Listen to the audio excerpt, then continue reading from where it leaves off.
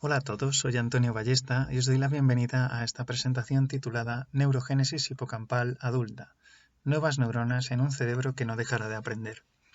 En este breve seminario voy a hablaros de la neurogénesis hipocampal que se produce a lo largo de la vida adulta, un mecanismo de neuroplasticidad cerebral que recientemente ha sido objeto de controversia. Actualmente se presenta como un fenómeno del que queda mucho por conocer, pero podría llegar a tener un gran potencial terapéutico, al tiempo que podría contribuir al conocimiento de las bases neurobiológicas de la capacidad de adaptación del cerebro humano a lo largo de toda la vida.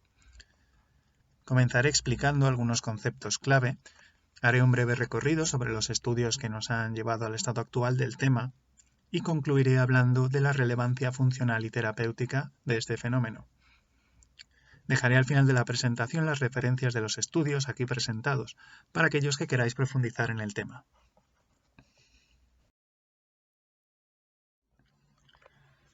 Entendemos el proceso o el mecanismo de neurogénesis hipocampal adulta como la incorporación de nuevas neuronas en la circuitería del hipocampo en el cerebro adulto.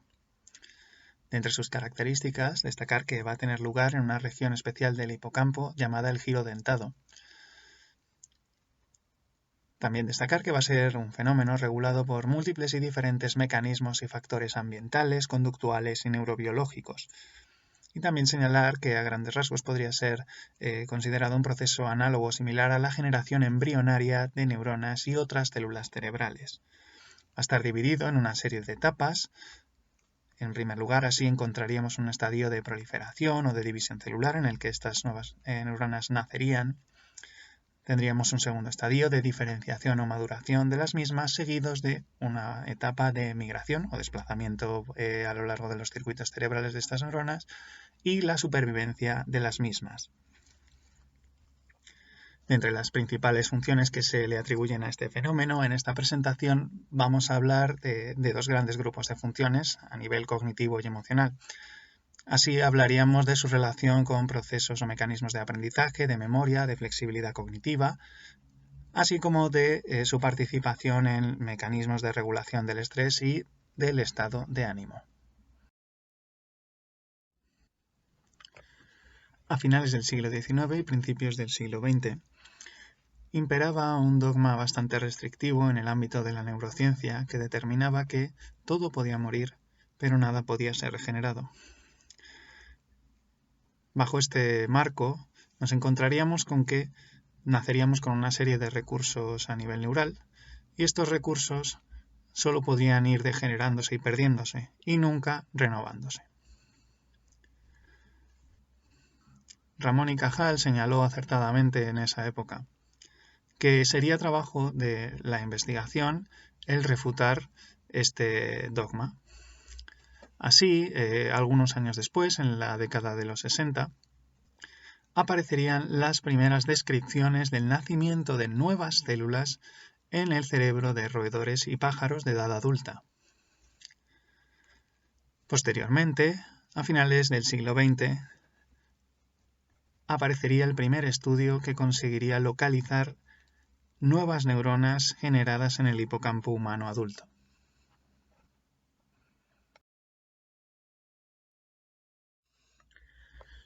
Como os imaginaréis, la publicación de los resultados de Erickson y colaboradores contribuiría a generar un periodo de proliferación científica de los estudios y de las publicaciones en este ámbito. Así, por ejemplo, destacaros el estudio de Spalding y colaboradores, en el que se llegó a estimar que se podrían llegar a incorporar cerca de 700 nuevas neuronas en el hipocampo humano adulto cada día. No sería hasta hace pocos años que aparecería el estudio que haría tambalear los cimientos de lo que hasta el momento se pensaba que se conocía acerca de la evidencia o de la existencia de este particular fenómeno en el caso de los humanos. Los autores concluían que la neurogénesis no continuaría o sería extremadamente rara en los humanos adultos. A raíz de este estudio aparecerían otros. Así, por ejemplo, un estudio posterior concluiría que los sujetos mayores sanos mostrarían una neurogénesis hipocampal preservada y que además esta podría estar relacionada con algunas funciones cognitivas. Un estudio posterior, por cierto realizado por un equipo de investigación en España, concluiría que las neuronas recién nacidas se incorporarían continuamente en el hipocampo humano adulto sano hasta la 9ª década de vida. Los autores señalaban también que este fenómeno podría disminuir bruscamente en la progresión de enfermedades neurodegenerativas como el Alzheimer. Finalmente, se incorporaría en esta misma línea un último estudio que concluía que la neurogénesis hipocampal adulta persistiría en el cerebro humano envejecido e incluso en el enfermo y que posiblemente estaría asociado con alguna función cognitiva específica. Finalmente, quiero traeros un estudio muy reciente llevado a cabo en roedores que ha realizado un interesante análisis morfológico longitudinal y comparativo de las neuronas generadas durante la edad adulta. Así, los autores concluyen en primer lugar que existiría una gran fracción de neuronas que se incorporarían durante la edad adulta y que además éstas tendrían características morfológicas y posiblemente funcionales específicas e incluso únicas.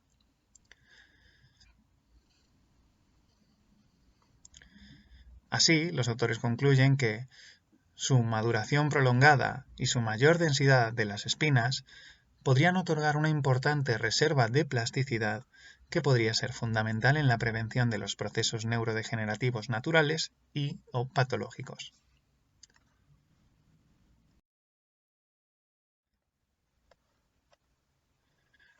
Una vez hemos hecho un recorrido a lo largo de la evidencia de la neurogénesis hipocampal adulta, cabe hacernos una pregunta fundamental. ¿En qué medida contribuye este fenómeno de neuroplasticidad a la funcionalidad del cerebro? ¿Hasta qué punto su preservación, potenciación o deterioro puede tener un impacto significativo sobre el cerebro y sobre la conducta? Aquí hablaremos de aquellos aspectos que han sido más estudiados, pero debemos recordar que este campo es un objeto de estudio. Actualmente, la convergencia de estudios en humanos y animales indica que la neurogénesis hipocampal adulta podría suponer una importante participación o contribución en los procesos o mecanismos de aprendizaje y memoria, así como en la regulación emocional y del estrés.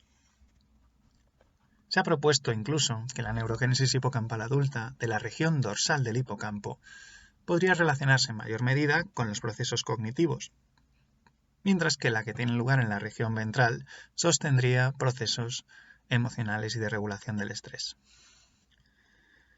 No obstante, debemos de tener en cuenta que ambos mecanismos van a estar en constante interacción. De hecho, a ambas funciones subyacerían procesos comunes, dentro de los cuales el más estudiado ha sido la separación de patrones. Sobre este aspecto fundamental es el que nos vamos a centrar en adelante y vamos a ver en qué medida podría explicar la aportación funcional de la neurogénesis hipocampal en el cerebro adulto. Entendemos el mecanismo de separación de patrones bien como el proceso por el que patrones distintos, pero a menudo superpuestos o muy similares, de entradas neurales, se transformarían en representaciones neurales diferenciadas. También se puede entender como una capacidad de discriminar y almacenar entradas similares, pero no idénticas, de información sensorial en representaciones distintas. La neurogénesis hipocampal adulta desempeñaría un papel fundamental en el mecanismo de separación de patrones, constituyendo un importante mecanismo de flexibilidad cognitiva. Así, las investigaciones en este paradigma de separación de patrones han encontrado que las neuronas jóvenes del giro dentado podrían, en primer lugar, integrar nueva información, facilitando o promoviendo fenómenos de aprendizaje y memoria, y por otro lado, podrían contribuir a inhibir la actividad de las redes de neuronas maduras ya establecidas, contribuyendo al fenómeno de olvido.